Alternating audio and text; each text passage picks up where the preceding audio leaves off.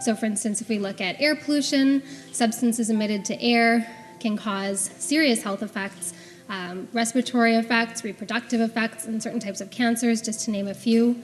And the most recent government estimates are that approximately 15,000 Canadians die prematurely each year due to air pollution alone.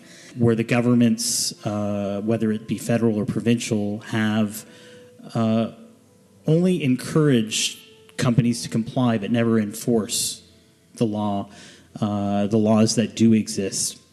We just don't have the choice to remain comfortable or safe because we're not.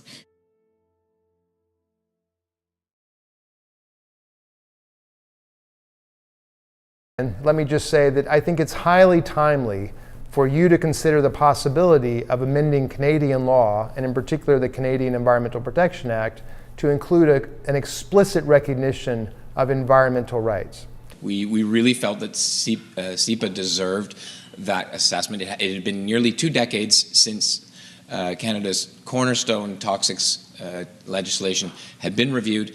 It needs cleaning up and it needs reform. Science has evolved, society has evolved, and the environmental rights issue has evolved. And SEPA really is core to that environmental rights question. This has practical implications for social justice, for vulnerable communities. We're able to say that you will have, for the first time at the federal level, legally binding standards on air and water quality.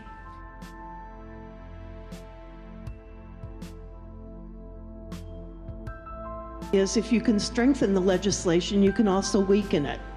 And that's something we're seeing right now in the United States with all our environmental regulations being rolled back. The advantage of a human right to a safe and healthy environment is it puts it on a higher level. For us in France, the right to a healthy environment is a fundamental, inalienable right, just the same as the freedom of expression, for instance. This is an idea whose time has come, and from a Canadian perspective, I think it's really time for us to stop dithering and to take the steps necessary to guarantee the right to a healthy environment to each and every Canadian.